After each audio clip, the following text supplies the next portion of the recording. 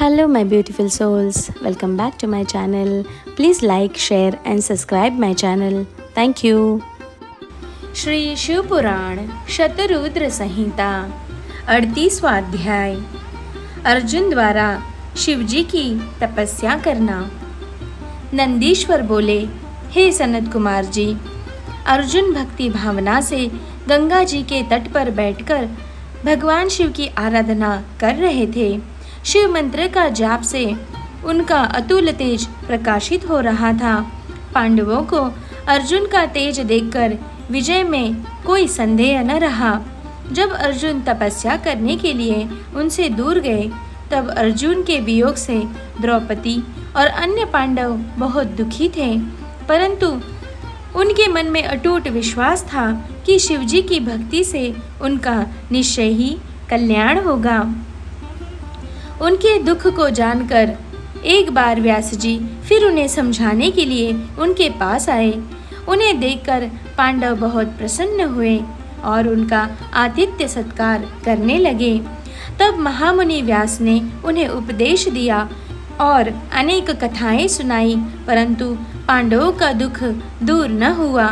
एक दिन युधिष्ठिर ने महामुनि व्यास जी से प्रश्न किया, हे महाप्राज्ञ, जिस प्रकार के दुख और कष्टों को हम भोग रहे हैं, क्या पहले भी किसी को ऐसी परिस्थिति का सामना करना पड़ा है? युधिष्ठिर के इस प्रश्न को सुनकर व्यास मुनि कहने लगे कि पांडवों, निश्चय ही तुम्हारे साथ कौरवों ने छल किया है, परंतु अनेकों सिद्ध पुरुषों ने इससे भी अधिक दुखों को हंसते हंसते झेला है। निषद देश के स्वामी नल, सत्यवादी राजा हरिश्चंद्र, श्री राम जी ने भी इन कष्टों को हंसकर झेला है। यह तो सत्पुरुषों का स्वभाव होता है कि वे विपरीत परिस्थितियों और दुखों से विचलित नहीं होते और सदा सत्य के मार्ग पर ही आगे बढ़ते रहते हैं। मानव को तो दुख झेलने ही पड़ते हैं। बचपन, युवा अवस्था, वृद्धावस्था, सभी में मनुष्य को दुख और कष्ट प्राप्त होता है।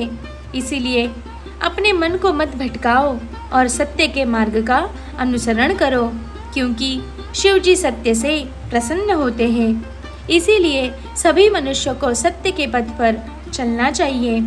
दूसरी ओर अर्जुन ने इंद्रकील नामक पर्वत के निकट गंगा जी के तट पर महामुनि व्यास जी के उपदेश के अनुसार शिवलिंग बनाकर उसकी विधि पूर्वक उपासना आरंभ कर दी।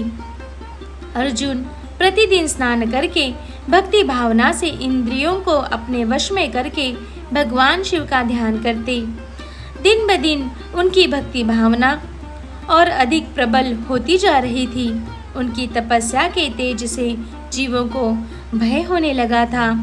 अर्जुन की तपस्या से दग्ध होकर अनेक देवता देवराज इंद्र के पास गए और उनसे बोले कि देवराज, अर्जुन भगवान शिव की घोर तपस्या कर रहा है और उसके तेज से सभी प्राणी दग्ध हो रहे हैं। अर्जुन की तपस्या के विषय में सुनकर देवराज इंद्र उनकी परीक्षा लेने के लिए उनके पास गए। इंद्र ने ब्राह्मण का रूप धारण किया और अर्जुन के पास जाकर पूछने लगे कि तुम इतनी छोटी सी उम्र में तपस्या क्यों कर रहे हो? तुम मुक्ति चाहते हो या विजय के लिए तपस्या कर रहे हो? परंतु इंद्र तो मोक्ष के स्थान पर सुख प्रदान करते हैं। इंद्रदेव के वचनों को सुनकर अर्जुन को क्रोध आ गया और वे बोले, हे मुनि, आप यहाँ क्यों पधारे हैं और इस प्रकार के प्रश्नों से मेरी तपस्या में क्यों व्यवधान डाल रहे हैं? मैं शिवजी की आराधना कर रहा हूँ। तब इंद्रदेव ने ब्राह्मण वेश त्याग कर अपने वास्तविक रूप के दर्शन अर्जुन को दिए। इंद्रदेव को अपने सामने पाकर अर्जुन को लज्जा का अनुभव हुआ कि मैंने इंद्र से अपशब्द कहे। उन्होंने देवराज इंद्र से क्षमा याचना की।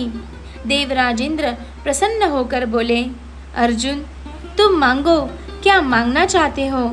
मैं निश्चय ही तुम्हारा इच्छित वर तुम्हें प्रदान करूंगा। देवराज इंद्र के वचन सुनकर अर्जुन बोले, हे देवेंद्र, यदि आप मुझ पर प्रसन्न हैं तो मुझे शत्रुओं पर विजय का वरदान प्रदान कीजिए। अर्जुन के वर को सुनकर देवराज इंद्र बोले, अर्जुन, तुम्हारी विजय अवश्य होगी, क्योंकि भगवान शिव के भक्तों पर कभी कोई कष्ट नहीं आता। उनको संसार में किसी का भय नहीं होता। इसीलिए तुम इसी प्रकार शांत चित्त और भक्ति भाव से त्रिलोकीनाथ देवादिदेव महादेव जी की तपस्या करो। उनकी प्रसन्नता से श्रेष्ठ जीवन में और कुछ भी नहीं है। यह कहकर देवराज इंद्र वहां से अंतर्धान हो गए।